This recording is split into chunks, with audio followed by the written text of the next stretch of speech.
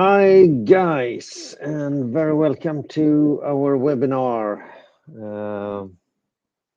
mostly about surfaces and surface related stuff. And I think that we have some attendees also wanting to see our sneak peek of our new module for Geotech coming at the end. Today we will be talking about basically news in Naviate 26.2. We're going to cover some other things as well, but these are our headlines. Slope patterns, report surface volumes, min-max surface, slope arrows, objects on off, style by surface, and a special sneak peek of the Naviate Geotech. So a lot of these features are actually not new, but they've been reworked and updated and better performance and so. We want to highlight that we demo live, and this is to keep the interest alive while we demo. We don't want to run videos. You can watch them on YouTube. We also run beta versions of Naviate, and this means anything can happen due to live storm, which is the broadcasting system here, Windows, AutoCAD, Civil 3D, or Naviate. So please oversee any problems that occur, because we want to give you live presentations. We're so bold, we like it. So I'm going to be the one starting. Caroline is going to take over after I've shown you these two news. That's about slope patterns and report surface volumes. So I will shift over to my Civil and Naviate. In this drawing there, I have a corridor and I have some feature lines. I actually want to start off by applying slope patterns using our import corridor settings feature. We've had this one for quite a while.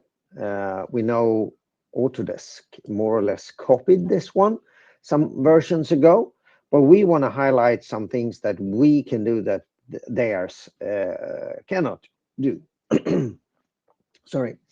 First of all, quite recently, we added current file. So we can copy corridor settings between different corridors in the same drawing. So you can match sort of surfaces, frequency, slope patterns, and so between corridors in the same drawing, or a template file that you have. Also notice that a difference with this command is that it works on dereft corridors, which Civil doesn't. I will only import now the slope patterns here. And this is to show the issues with the slope patterns. If I go at the end of the slope patterns, in the beginning they are aligned, but at the end you will see that they are not at all aligned, these slope patterns. This is due to it's the same distance, inner and outer curve, so they diverge after a while. Also, I'd just like to highlight slope patterns off is a command that we have. So we can turn off slope patterns in the corridor. Just starting the same command again, I can turn it if I select the corridor and not the feature line there, I can turn it on again. So very simple command to do this. Another thing highlighting in, actually Caroline is going to be there later on, hide objects, hide corridor. I'm hiding the corridor. And this is our objects on off interface. So you can see I can turn on and off the corridor here. What we see there now are the feature lines. I can turn those off, and of course I can go to the alignments as well turn off the offset alignments. But I'm going to use the feature lines. I'm turning them on again. And I will move to the Naviate base ribbon, and we're going to look at the slope patterns, which we have updated quite a lot. I'm going to be using Swedish settings, but we do have British and other settings as well, like your tadpoles. Notice that I was prompted to select the from line and the to line. We also added now frequency line. And the frequency line can be an alignment or a feature line or polyline. Oops. So I'm going to select the alignment, and I'm going to make sure that my pattern is perpendicular to my frequency line. I'm going to call this one fill right side. And I'm going to change the layers to my fill patterns. So I'm going to preview this one. The preview is also new. Notice that the corridor at about 100, 200-ish goes from cut to fill. It's here, or vice versa, fill to cut. So this is actually cut. We have added limit length, so you can limit the extent of the slope pattern. But we've also added apply where from line is above the to line. So if I now do preview, you will see this area here disappearing because there the to line is above the from line. But here we come back to fill case. You can see in the profile here. So at the end there's a fill case again, and then the pattern reappears. So I accept this.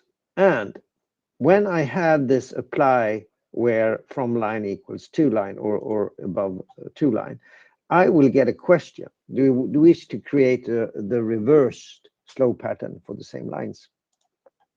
So it's just swapping the from and to line. And I now rename this one to cut and change to red layer setup.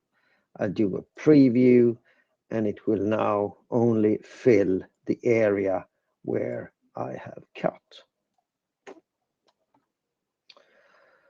So I'm okaying that. I'm looking into the Naviate Object Explorer. Sometimes I need to refresh that one. We have cut and fill on the right side. I'm going to do create for the other side. I'm going to repeat this setup. And the alignment, calling this one fill left. Changing to my fill setting, and I'm going to just do OK. That, and I will accept creating the other side, setting to my cut settings, cut left, and do OK. Now you see those created, and let's go at the end. Let's draw a line. You will see that they align perfectly. So this is a great update, I would say. I'm now going to be so bold, so I'm going to change the profile. I am going to rebuild my corridor. It's a long corridor, so it's going to take some time. We will see the daylight lines changing, and all I need to do now is to in my Object Explorer here, update all, and it's going to update and yeah, do what I expected. So, were there any questions here, Caroline? No questions around this. Any applause? I know there were quite a few that actually wanted. We had a question from a customer. Will it do these and this and that? And I think we answered. I don't know. Is Patrick here? I think it is. Yeah. Hoping that we did fulfill your expectations there, Patrick. You were asking about these features just a couple of days ago. Okay, I'm shifting over to report surface volumes. And the report surface volumes or volumes report we have here, it's a very powerful volume report calculator. You might have used the Civil's volumes dashboard that allows you to calculate between two surfaces. But quite often you have one surface crossing through a number of surfaces. So in this drawing, I have a row datum surface. I have an existing ground. I have clay, sand, and bedrock surfaces. I'm not displaying. I'm displaying the existing ground surface. The others aren't visible right now. But if I hover over the road here, you will see we have existing ground, sand, row datum, clay, and bedrock in different elevations here. So we've had our volumes dashboard available quite some time, but we added a new way of setting that report up because it's quite tricky sometimes. So I now want to create using a point. I'm going to select first my datum surface, and then I'm going to pick a point. And what we do is we analyze the order of the surfaces, of the surface elevations that exist in that point. And you can now select which ones to include in your report. And if you're working with the Swedish rock volume calculation, where we need to separate volumes that are either deeper or shallower than 1 meter in the rock, then you tick this button. I'm going to untick this one now. What happens now is that we configure this report. So you can pick anywhere you want, and you have any kind of surface setup that you want, and we're going to create this one for you. And you can notice that it says on top here we have fill existing ground towards row datum, cut existing ground towards row datum, sand relative to row datum, and clay and bedrock. Just going to change the last one to net. And what happens is that we have a setup here. If you're not working with the Swedish standard, this from and to elevation only applies to cut and fill. You notice that this is negative here and this is positive here. So it's the triangles in the tin volume surface that we are comparing, if it's a negative or a positive one. This is what allows us to separate rock cut below 1 meter and above 1 meter depth. So we have factors, 2D area, 3D area presented, especially if I do the recompute here.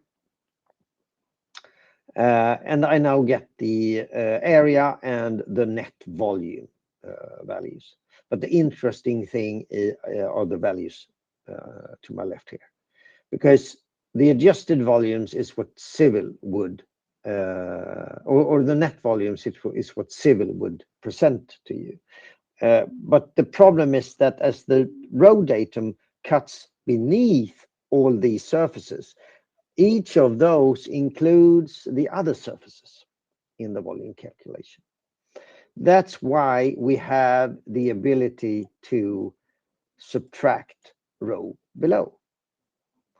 So that's why it's finding all this for me. And this is what actually the layer will have in volume for itself. So the bedrock is 694 and the cut in the existing ground is 1298, not 2849, because of these layers are there.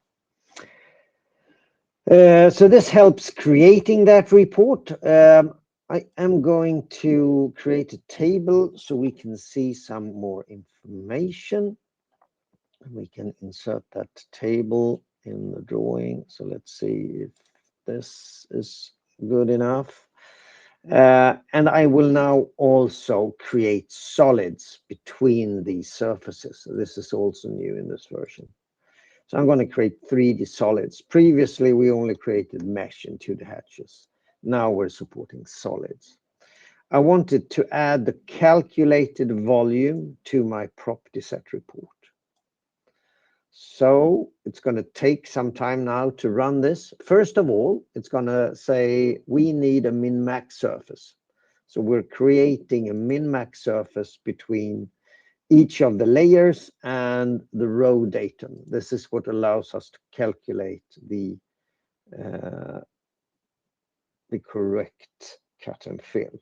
Now it's working, creating the solids. We will, in the next version, be adding a progress bar because right now it's a bit difficult to see what's happening, but it's going to take some more seconds before we see it appearing down here, hopefully, if the IT god is with me. Any questions, Caroline?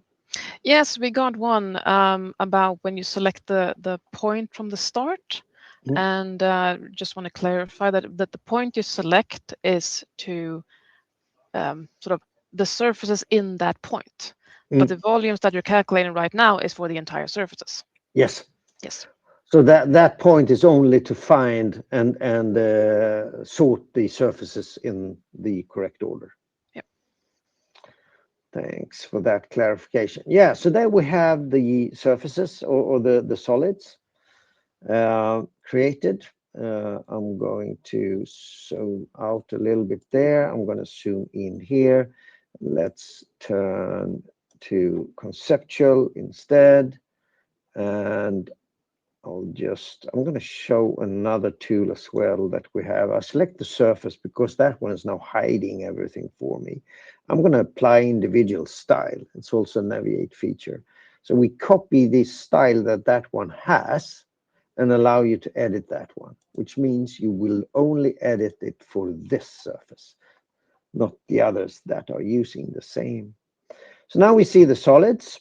I'm selecting the blue one there, and let's just have a quick look at the data there. 649 is the volume of that one, and that's what the report says there. So I think I kept my 20 minutes more or less, as we have 5 in the start. So handing over to you, Caroline. Thank you. So first of all, a general update that we did, we added a load Naviate. So if you're installing this and you're sort of missing everything, sometimes that has happened for our customers. It's not supposed to, but depending on how you've set up your Civil 3D and Naviate, it might be that you're not seeing anything at all.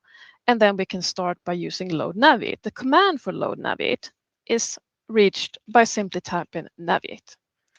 So if you're missing Naviate at all, if you don't see any ribbons, you can use Naviate and then you will see, okay, which are the ribbons that I want to be loaded. So this is also a way of finding different ribbons and being sure that you can only load the ones that you're looking for. Or I can just go in and say, I just want to have the landscape ones, and you can see the ones that are tagged with landscape. So you can actually add your own in here, and you can load those ribbons as well. So it's a very easy way of loading different ribbon files and combining that one. But just remember that the command for it is actually Naviate. So if you don't see anything and Naviate has been started, then you can use Naviate to load this one up. So that was load Naviate. a change that we made, we have a functionality called min-max surface. So we did a change in min-max surface, which is basically a performance change. We noticed that this command creates a lot of excessive triangles that we didn't need. So we've done a fix with this that we create fewer triangles. So to show you this, I actually want to show you, this morning I did a test. So this is one of the min-max. So what min-max does, it creates a combination surface and it takes the highest or the lowest of those triangles.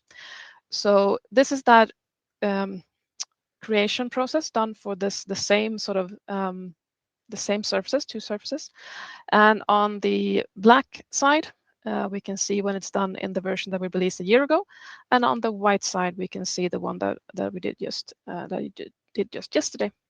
So we can see that it's quite a difference in the number of triangles. If you feel like, well, can't really see it, it takes a while to sort of notice it, but I actually did bring up just how many triangles we have. So in the older version for this particular thing, we had about 1,400 triangles.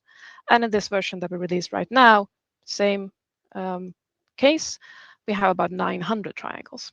So it's quite a big difference in it. And can we reduce the number of triangles, then it's always better for the file.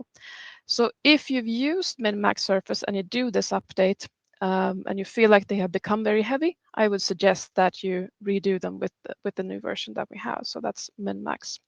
So performance increase for min-max surface. We did do some slope arrow fixes. So if I move over to my landscape tab, we have a couple new settings inside slope arrow settings. First of all, we can, inside slope arrow settings, use a different slope format. We've had percent for a while, but now we also have rise, run, or run, rise. So if you want to use a quota instead, then you can do that, or 1 to 5, for instance, then you can use it that way. So I'm going to keep this one at rise, run. We also have supplementing distance, and this one will affect when we add lines to our surface. So I'm going to add this to 5. And what that means is that when I create a slope arrow and I add to this, we can see now that I have my slope there. It says 1 to 0, which means that it's flat. If I change my slope and I add it and I say it should be 3, it's going to be 1 to 3 instead. But when I create a slope arrow like that, you'll notice that it's adding many more triangles to my surface. So I get a better looking triangle or a better looking surface when I add more triangles. And this is especially clear or especially important if you use the option for an arc. So I can now use this to create a arced slope arrow. And in that case, it is very important that we get more triangles. Otherwise, the arc will not be very arc-like. So the lower the supplemental distance, the more number of triangles you get. Of course, you don't want to go too low, but that's more of a test that you sort of need to do. Right now I have it on 5 meters. I would maybe go as low as 1 meter if I have a small surface. Lower than that, I would question why I need to do that, but it's up to you. So those settings are inside slope arrow settings. And once I do these settings, they will stay with this file. So I can update that one. We also did a very a big change for those that have ended up in it. If you use double click on this one to change the elevations, we noticed we had some issues where sometimes it picked up the wrong elevation. So we're taking a look at that and making sure that we now actually select, we use the point that we're selecting. So we've done some changes. So if you notice that it's sort of changing other points, then it's useful also to update to get that fix in there. There you do. Thomas talked about hiding surfaces, which we have on right click, hide surface. What we're using then is objects on off. And so objects on off is where we add all our different objects that we can turn on and off at a will. And what we added here is point groups. So I can go in here and I can say that I want to turn off these point groups. It's a very easy way of turning them on and off. Of course, I can also turn off my surfaces. If I know what they are called, I can do it from this way, but I can also, as we said, we can do right click on the surface and use hide surface instead. And it's the same sort of situation that we have here. Feature lines can also be turned off. And notice that we have options. So if you right click on the feature lines, we have hide by style or hide by layer. And for feature lines, this means that if I hide by layer, the whole thing will turn off. But if I hide by style, I can still see the slope, the actual arrow of the slope arrow. So depending on how you want this to be, we can use hide by style and hide by layer. And we have the same settings up for point groups as well, hide by style or hide by layer. If you have hidden something, you can't change this. So you need to sort of have everything turned on, and then you can change how it hides the stuff that you do there. We are adding more to this. Right now, we're working on, in our beta that we actually have it working for sample lines, section views, and assemblies. So that will be the next step, and it's actually working in a beta, but I don't have it right now here that I want to show you. So the objects on off is getting more information or more objects into it that I want to do. Final functionality that has gotten an overhaul is style by surface. So style by surface, if you don't know what it is, it sets profile and section styles by each surface. It can also set the actual surface style. So the idea is that if I set it up so that my surface contains what kind of profile styles, label styles, and stuff like that, is it going to have in all my profile views, section views. So I set it in one place and I can apply it to everything else. So in my case right now, if I have a alignment here, if I do a copy of this one, AutoCAD copy, CO enter, you'll notice I actually get a copy of the profile view as well. I can just move these a little bit closer. So if I now want to set up my styles so they are correct in all of these, I can also, if you're wondering, it's called A1. I can actually just switch this one to be called B, and then I can switch this one to be called C. A very simple way of creating multiple profiles. And then a refresh, and it's updating the profile line. But now I can use style by surface to set up so that the styles are changing everywhere that the surface is used. So just to show you how it works, I can use update all because I already fixed everything. So I've done a bit preparing here. But if I do update all, we can see that my surface styles changed, my profile views changed. I'm going to lower this one. I got a rock line, I got an existing line, I got my new project there. Now, if I want to set this up, I use the style by surface command.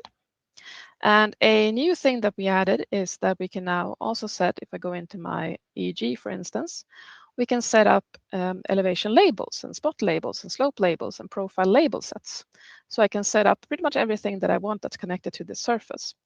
And if I want to change something, so for instance, if I want my new surface here to be it shouldn't be a magenta, it should be green in plan, and it should not be new ground, it should actually be magenta in profile.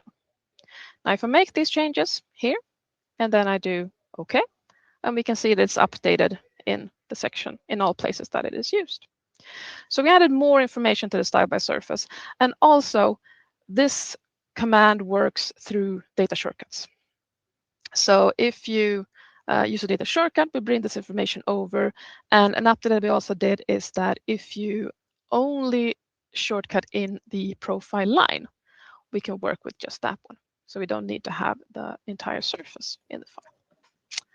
Those were the updates that I had. Anything you want to add, Thomas? Do we have any questions? Yeah, the interesting thing is Maria asked what you just explained. So it's actually been designed to work with data shortcuts. That's the basic things. You set these things that Caroline showed, the property set settings. You set them up in the source drawing, the surface source drawing, and then that comes through with the surface, and it just works in all consumer drawings that deref that one. And then we also got the question from Stefan if we could have, can you stop the dialogue again? If we can have multiple setups, and yes, we can, because in the top you actually have the property set. So you could actually have one setup for design, preliminary design or something, and one for plotting or whatever you want. So you could actually have different property set and have different setups for different purposes. Over to a sneak peek of Naviate Geotech. So we want to make clear, Naviate Geotech is not a released product. So do not make any purchasing decisions on this demo. And as we said, this is beta. Naviate Geotech is an add-on to Civil 3D, or a coming add-on, to import, present, and analyze geotechnical data from, for instance, or basically, Field Manager. Naviate Geotech is planned to be released this spring. And about Field Manager. So as I mentioned, we import data, especially geotechnical data, from Field Manager, which is developed by NGI Digital, which is the Norwegian Geotechnical Institute's Digital Innovation Department. Very short word or name. Yeah. Field Manager is an open and cloud-based platform for geotechnical ground survey data. It works right now for Swedish and Norwegian standards, but more are planned to come. I do guess, because that's on, of course, NGI side. Field Manager supports planning, collection, processing, storage, quality assurance, and availability of your valuable geotechnical data. This is just a screenshot from Field Manager, where we have a demo set of some Swedish, in this case, geotechnical data. And this is what we are now able to export from them and import into Naviate and Civil 3D. And let's see how this is designed to work. So our new Naviate Geotech ribbon import from FM or from Field Manager borehole data. We do export in a zip file. This zip file will include both the data and some actually DXF files for the graphs that we see here. So it's the data of these geotechnical data, and it's the borehole section views. So I have some options. I'm going to be very quick. I'm going to show a couple of different workflows as a teaser. So I'm just going to accept to import all the data in that one. It imports the points. It's now processing blocks for my section views. And you see a surface popping up. This depends on the template that was designed to use the Swedish existing ground and bedrock surface. You will notice that we now then, of course, handle the scaling as we normally do in Civil. And we do have a lot of setups to present the data in different ways. So the Swedish and Norwegian presentations in this case are a bit different. This is set for the Swedish one. We can notice that we have what we call a location. That's where we have done a geotechnical investigation. And this one is then added a property set with information from Field Manager, which location, which methods, and some other data. For instance, depth in rock, depth in soil, and other data that comes from the geotechnical database. Also, our Swedish method for presenting methods is that we present them inside. So the location is the circle. The methods are the different objects beneath here. So I have a method. This is a rock sounding and the data for that one. And another method is this one, which is a CPT. And then depending on if any of these had a stop code, we will create a stop code method as well, defining if it hit the rock, if it went into the rock, or how it performed. The interesting thing with these data are that they work with our existing Naviate functionalities. If I turn on my property data functionality, I will be able to search for data in here. So for instance, going to look at my methods, I'm going to drag that one to expand it. And I'll say, I want to see where I have this rock sounding method search. And it's going to show that I have this method in 4 locations in this data. So I can do a lot of things here, and I can create tables for different stuff, but I'm not going to dive into that right now. I am going to change the scale to 2000. We're going to look at showing the borehole diagrams. I'm starting this command here, selecting one, and it turns on the diagrams from that one. This is a label, so I can drag it and move it along.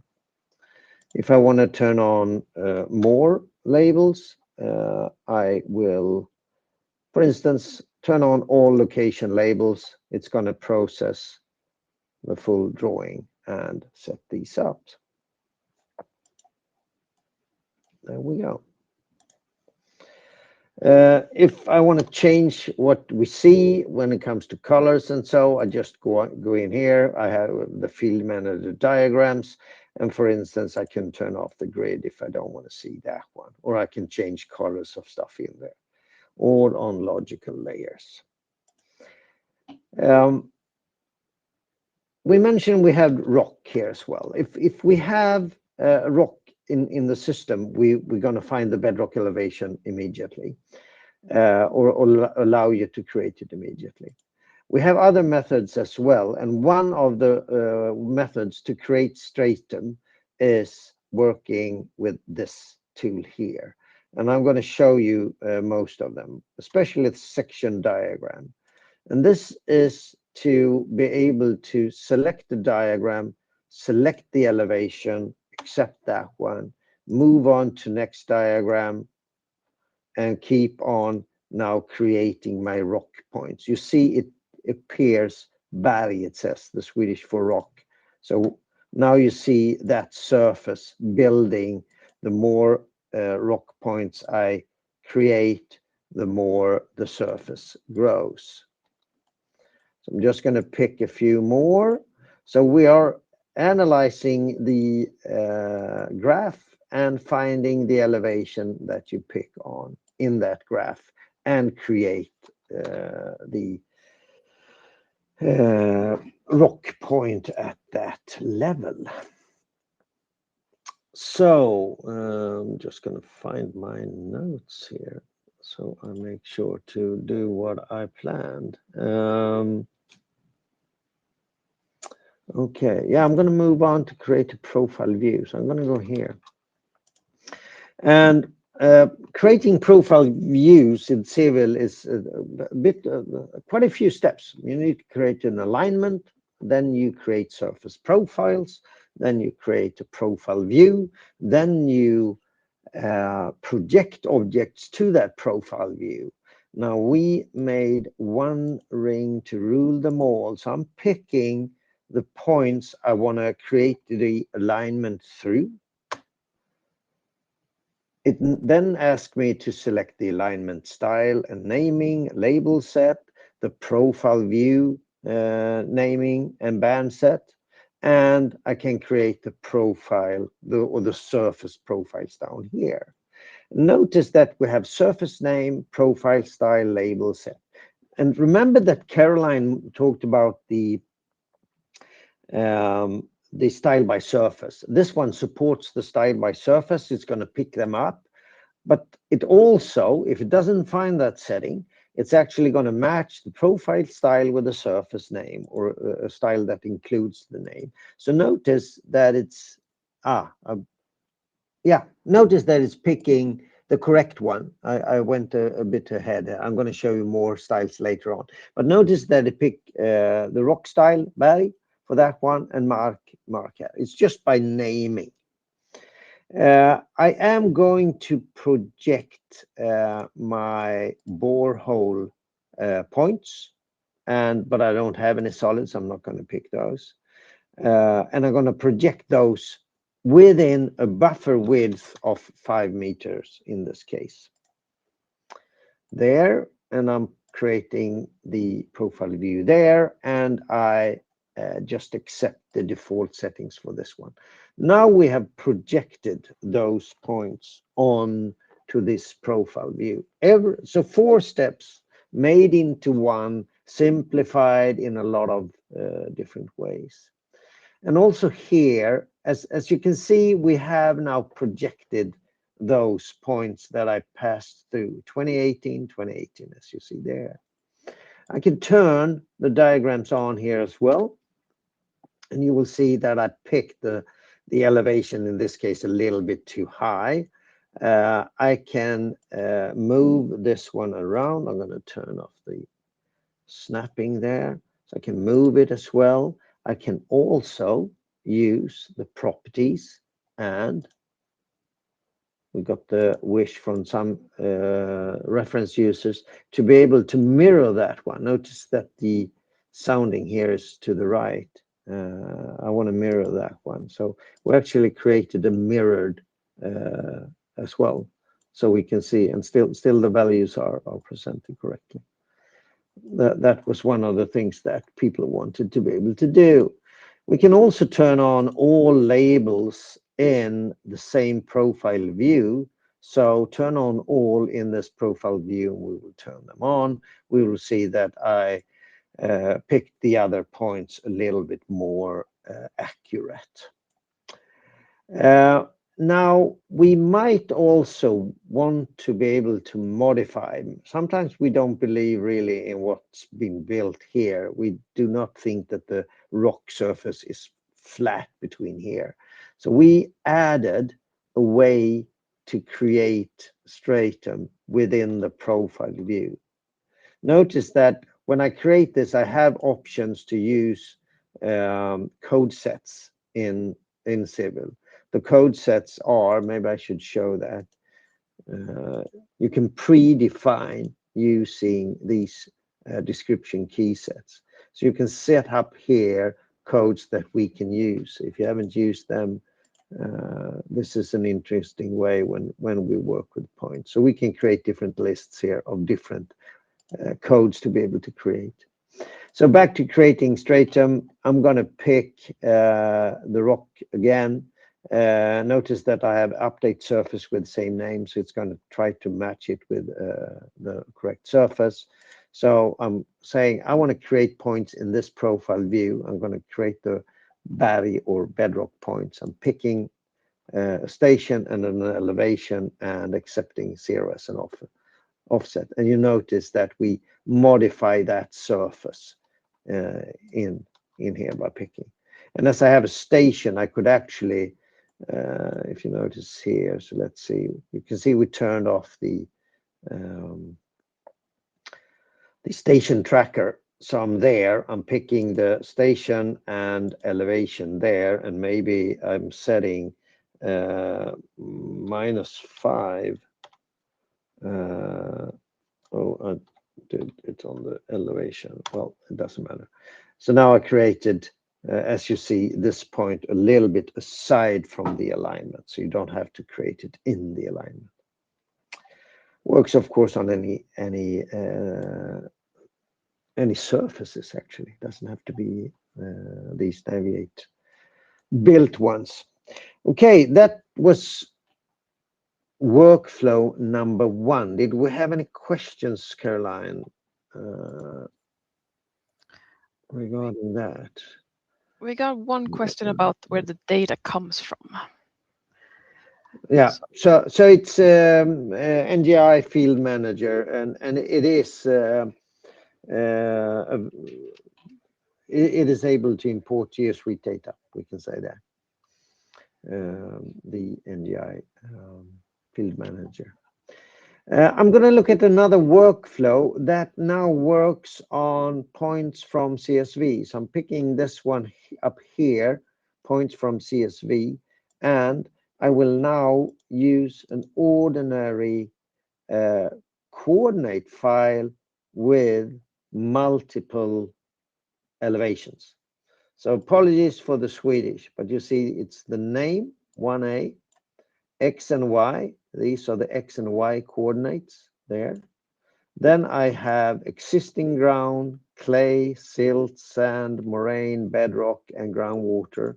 So those are different elevations for each of these codes. So we will create for each point here, X and Y point, we will create these points. So let's see what happens when we do that. Picking that one, we have some settings in there actually to do some more interesting analysis. And let's do 2 windows. I think I'm going to minimize that one. Let's have a look at the imported points. This is how they look. We notice that there are multiple points in the same elevation. So this should be, if I select those, you will see that they are all in the same position there. One interesting thing that we have is edit borehole elevation. So I can pick any of these points and we're going to find and present all the points in the exact same location. You can modify the elevations or so on about those. Moving on, notice that they are all green except the rock valley in the bottom. I'm going to create point groups for all of these. Include that one. I can create surfaces immediately if I want to, but I don't want to. It's going to find a point style and label style with the same name. So if you predefined for different purposes, you will now see that those point groups were created. And if I look at my sand, we will see that it picked up my point style sand. If I would have had a label style for sand, it would have picked up that one as well. So we got the correct colors there. Move on to create surfaces. I could have done that in the previous command. I'm going to pick the same points. I can press enter to select all if I want to. And I will now allow it to create surfaces from my default surface. But what's going to happen is that it's going to set the style for each to have, let's look at Lera, for instance. So it's creating now that style. So this was created from the point style, basically. And in this one, we set it up to have the same triangle setup, color setup as the point had. So all we need to do is to set up the point style and the layers, and we're going to follow that one. And if I turn on conceptual, you will see that those layers or those surfaces were created. Let's just very quickly create some solids between each point here. I'm going to set up that I want you to find my existing ground mark points and find all points below. So I'm going to be quick now, which means that it finds all points that are exactly below that point or within the tolerance, and it does this for all my existing ground points.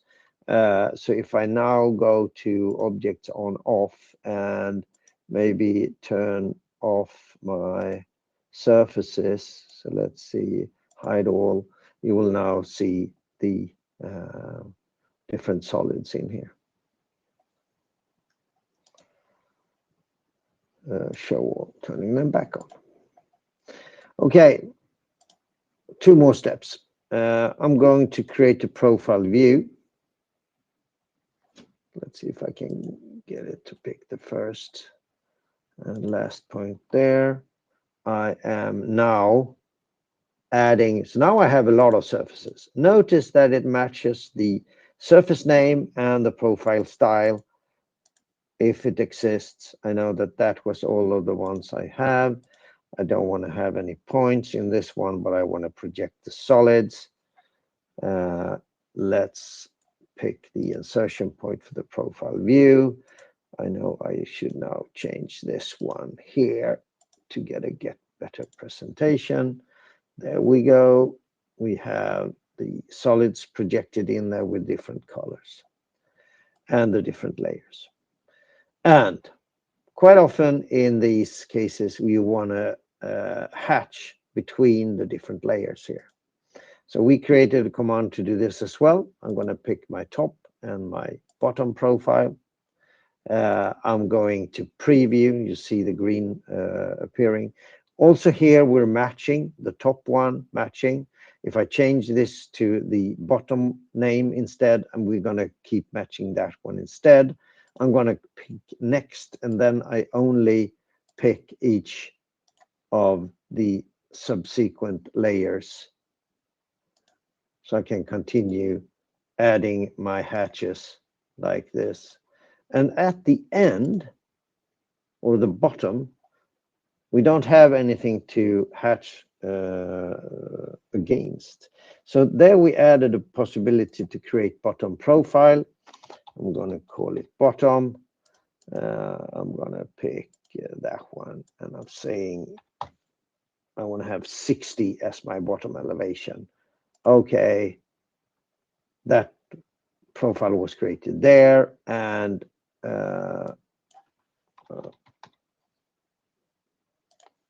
there we have the red rock layer. Quick, nice and easy. 1 minute overdue. Yes, perfect timing. Mm-hmm. You got some good feedback in the questions panels as well. So it sounds like people are curious to use this, which is always good. How much can they use right now? What is available to them? If you install 26.2, you can do some of the workflow, especially I did now, the last demo. We can import points from CSV, create point group surfaces, create solids. Don't remember really how far we got with, I think we create profile view, but Create not profile sure about view the is hatch. there, but not the hatch one. The hatch is That yep. is the case. Well, there is a demo data for the import field manager borehole data as well, but it's not that advanced at this one here. So yeah. And of course you can find the latest release for Naviate on naviate.com, either if you log in, or it's actually available on my Symetri now as well for Naviate for Civil 3D, where you can find it under applications. Yeah. And the questions we have here, if we want to have the sub layers instead on the top layers, yes, it depends on what you select. So you have settings for that. I was very quick now to make the time within the hour.